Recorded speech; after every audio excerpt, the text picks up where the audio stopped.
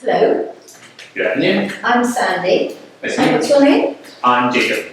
Jacob Madej. My day, yes. Yes, okay. And we're doing grade 12, Yes. Jacob. May I see your ID, please? Uh, Thank you very much. Okay, lovely. So, are you Italian? Do you live around here? I'm Polish, but I've been now Okay, how long have you been here? about 3 years. Like it? It's lovely. What's not lovely, so. Okay, all right. Well, Jacob, shall I call you Jacob or Jakub? Jacob. Jacob's fine. Okay. So Jacob, we're going to start with you doing a presentation. Okay. Do you have any notes for me? Yes. Thank you very much. Then we'll move on to a discussion of what you've told me about. We'll do an interactive task after that, and then 3 listening tasks and a conversation on 2 subject areas. Okay, perfect.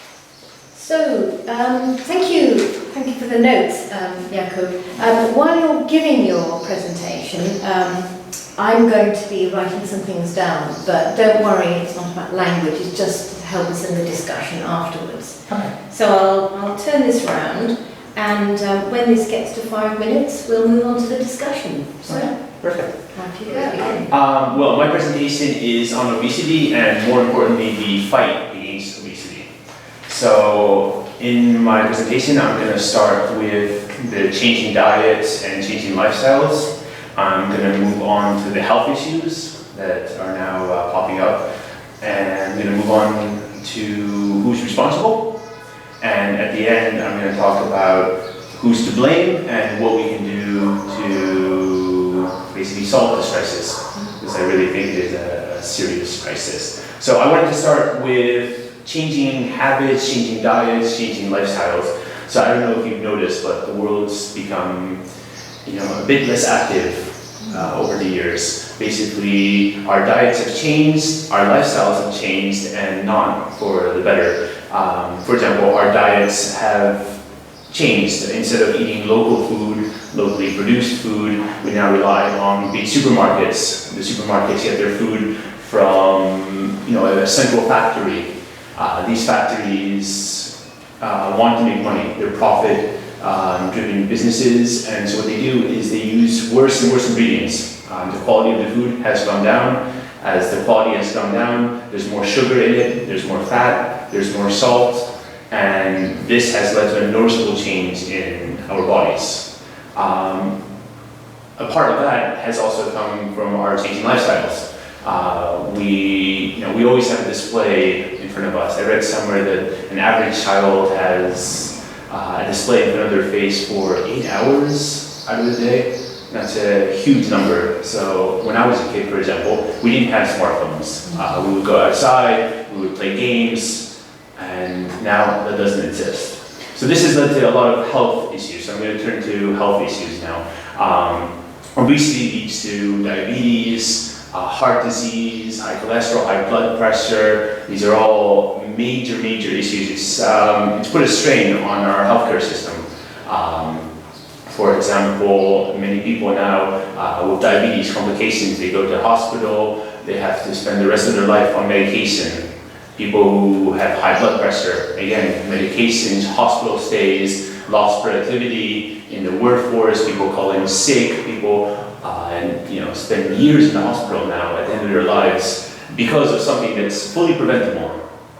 This isn't a situation like with cancer or other diseases where we don't really understand some of the factors. This is fully preventable.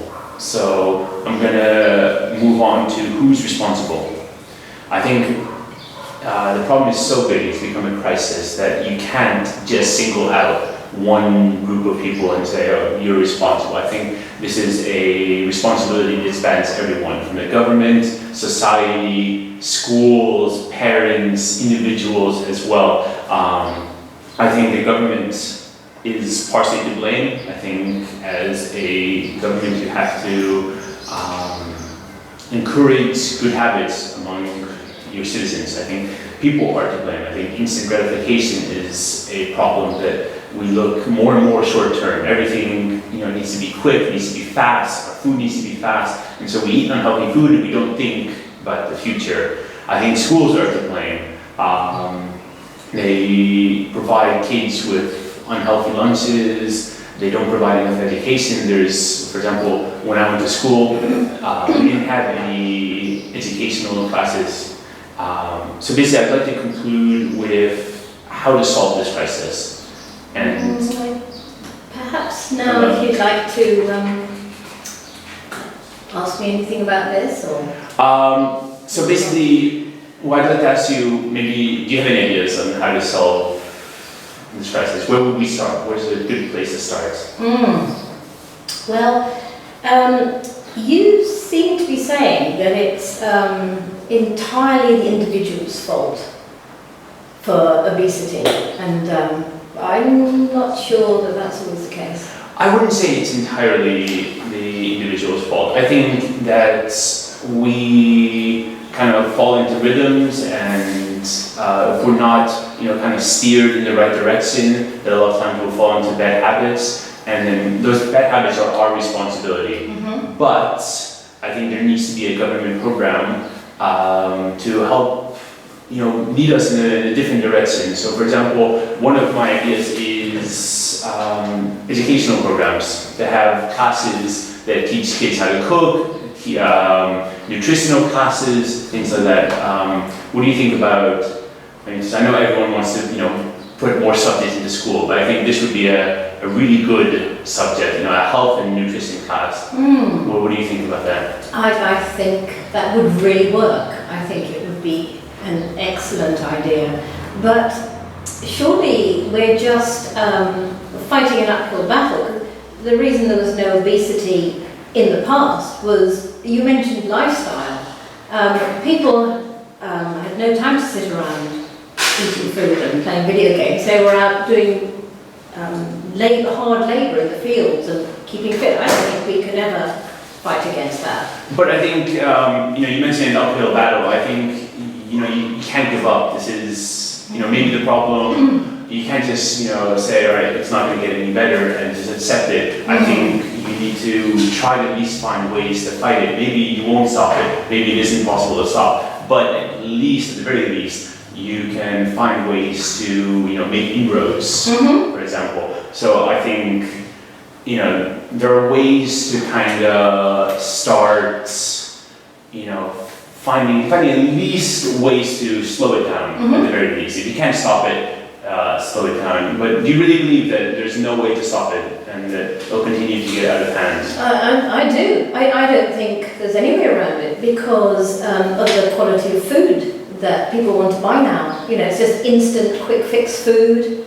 And besides which, it's fine, surely. You can go, and if you get too obese, you can go and have a stomach clip put on, so you don't eat as much. But then you get into, healthcare and the cost of healthcare. And one of the,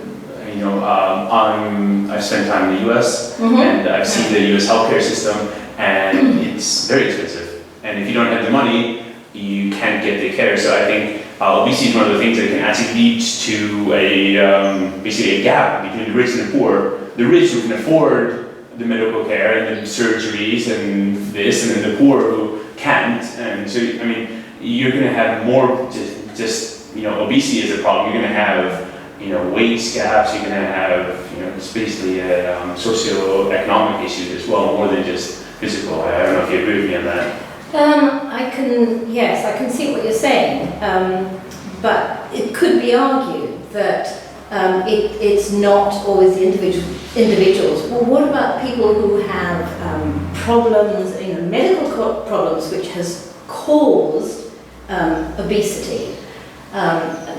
What's going to happen with them? I think what you find is a lot of people who shift responsibility onto their medical issues. There are some people who have legitimate issues, and they deserve a health system that's not overburdened by those who, haven't made the responsible choices. So if you do have a health issue, a legitimate health issue that makes you overweight, I think you deserve a healthcare system that has resources for you. instead of, if everyone's overweight, everyone's overburdening the system can't respond, the healthcare system. And so the people who have a medical issue, for example, can't see a doctor, can't get the surgery they need because everyone else is, there's people who don't have a legitimate. Yeah, that's quite a point. Well, it's certainly not a problem that's going anywhere else fast. It's going to be with us for a while. So thank you. Now we're going to move on to the interactive task. Okay. And in this task, I'll start by telling you something. You'll have to ask me questions to find out more information and make comments. It's your responsibility to maintain the conversation. Okay. Are you ready? I am. People say that celebrities should accept the invasion of the paparazzi because it goes hand in hand with the line of work they're in. I've got my own views on this. So what kind of views do you have on this?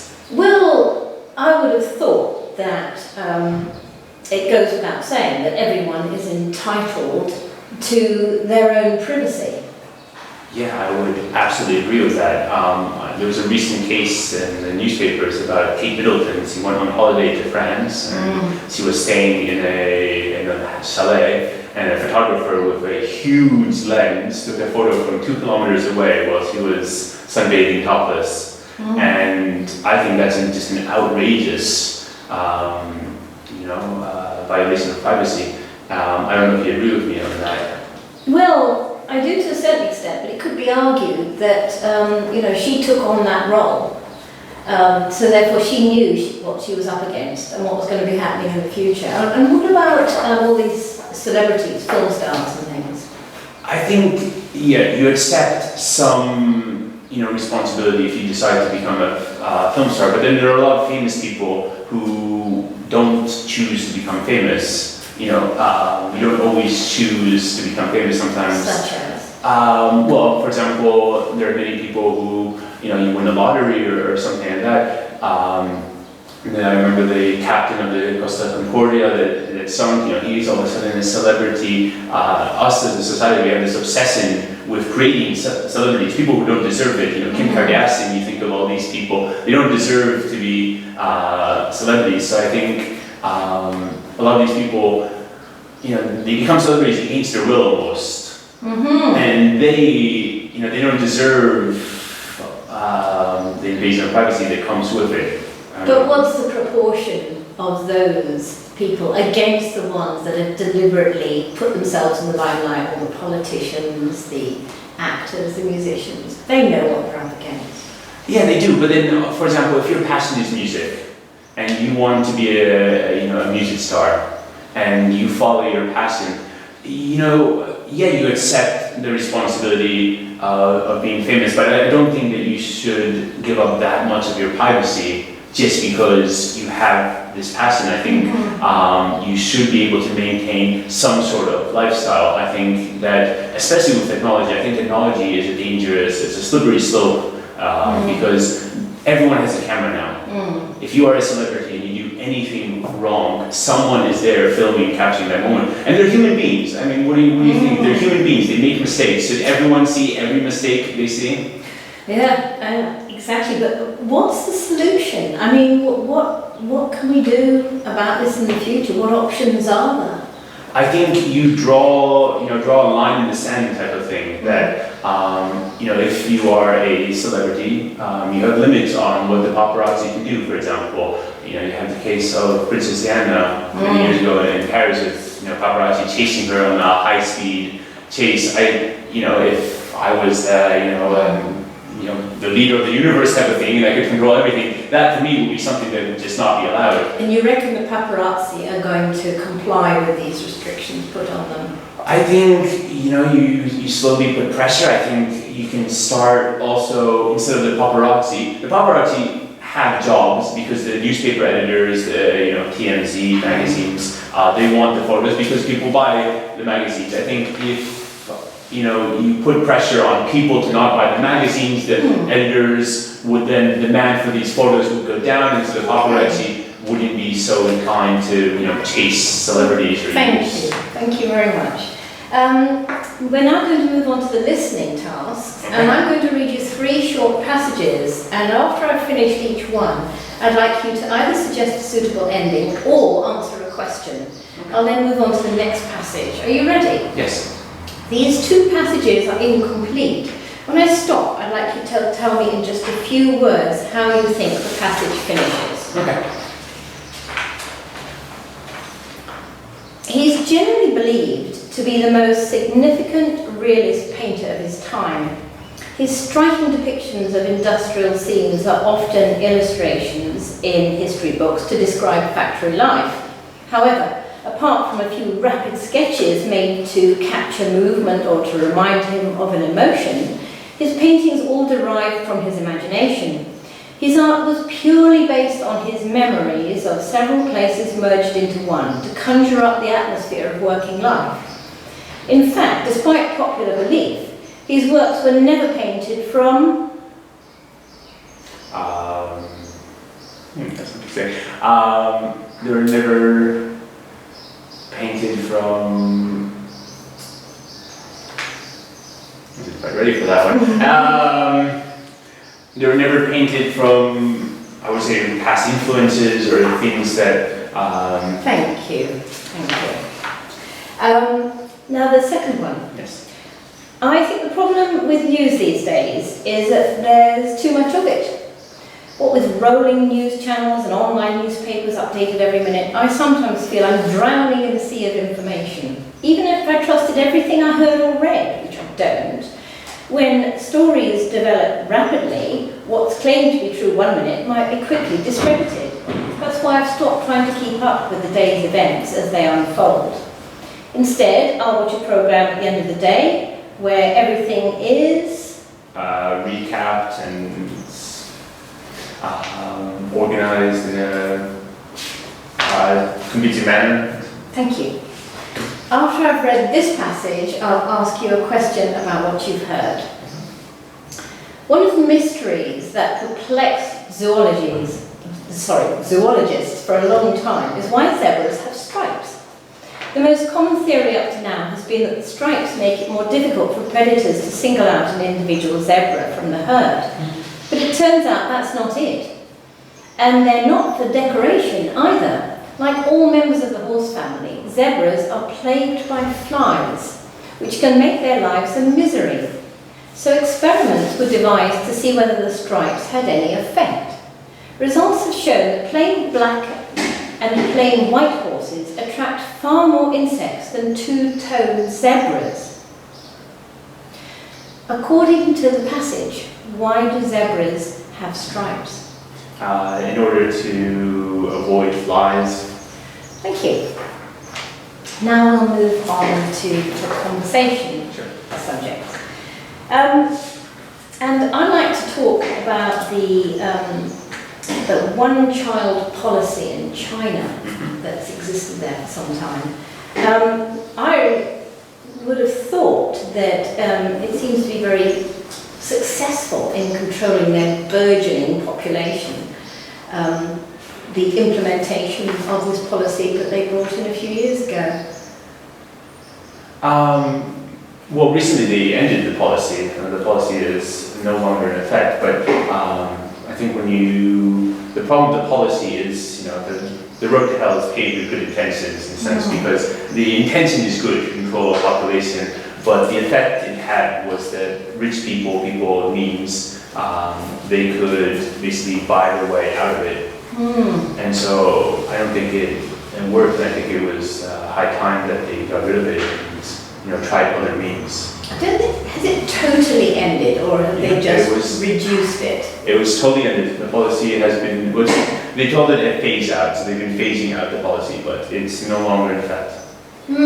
So you think having that was a complete waste of time then? I don't think it was a waste of time. I think the intention was good. They had a problem and they dealt with it, basically the best way they could. I just think that there were effects that they didn't really foresee.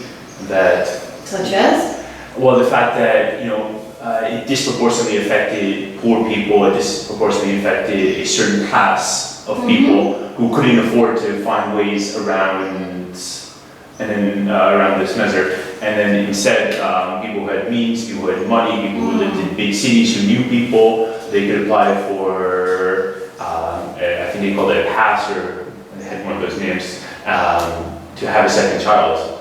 And also, one of the effects was that a lot of girls were aborted because people wanted a son. A son was seen as more valuable. And so they couldn't just keep trying to have children. If they had a son, they had one child. And so now they also have I think 100 million more males than females. So.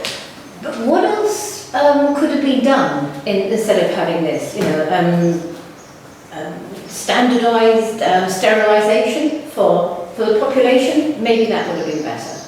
I would think that any sterilization program, again, it's going to affect a certain type of people, and you're starting to get into, basically eugenics, where they're trying to basically eliminate a certain type of people. You're not going to sterilize, the people who have money, the people who live in nice big cities, the people who know people. You're going to sterilize that poor farmer, and I think that's a really dangerous step to take. I think a much better policy would be education,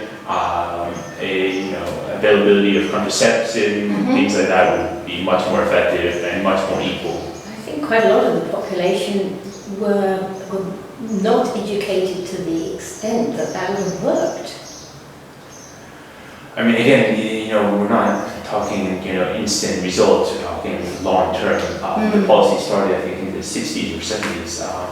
So, over those 30 years, the level of education has changed a lot. And I think when they implemented the policy, maybe that held true, but now it definitely doesn't hold true. I think the level of education is better now. I think now would be far more effective. Thank you. Now let's move on to another topic, and I'd like to discuss arranged marriages. Okay. I've heard it said that in countries that go for love marriages, relationships start off hot and then cool down, whereas arranged marriages which start off cool and warm up. And I don't know. What do you think? That's tough. You look at the divorce rate now, and if you're getting married now, you have a 50% chance of getting divorced in your lifetime. So, I don't know. Do you think divorce is a bad thing, though? Do you think that's something that is to be avoided? I think it's possibly too easy now for it to happen. But then, if you put, a big barrier to get a divorce, you also get marriages that should divorce. That, the obstacle is too big, too high, the wall is too high for them to get divorced, and so you have abusive marriages or things like that continue. Turning to actual arranged marriages, I think there's maybe a happy medium in there, where maybe not fully arranged, but you have at least a little bit of say. I'm just not sure that completely arranged marriage is something that we should encourage. In the cultures where I know they're common, I've heard they're incredibly successful. I mean, I don't have any people, but also, what do you mean by successful? As in the marriage lasts? What are your standards for successful? Happy marriages or the marriage that lasts? What is your definition of happy? Well, I've been told that they're happy and that people are put together because their parents think that they would be a good combination of people together. And I think parents know best. If I asked my parents to find me a wife, I don't know if I'd support the decision, to be honest. I feel like we have very different tastes. I think it also depends on your culture. I think arranged marriage works for certain cultures. I don't think it's the best idea, but I think, when you have a culture that you kind of accept what your parents say, it's more likely. So you're saying that your parents really wouldn't make a good choice at all? I think, one, yes, that's part of it. The second thing would be that I'm very independent and I like to make my own choices. And so I think my culture is one of independence. We value independence. In Western culture, independence is something that's very valued. And so I don't think arranged marriages would work in Western culture. I don't know how you feel about that. Well, I don't know, but I'm not sure that our present situation works that well. But thank you very much. It's time for us to finish now. It's been very nice talking to you. It's very pleasant.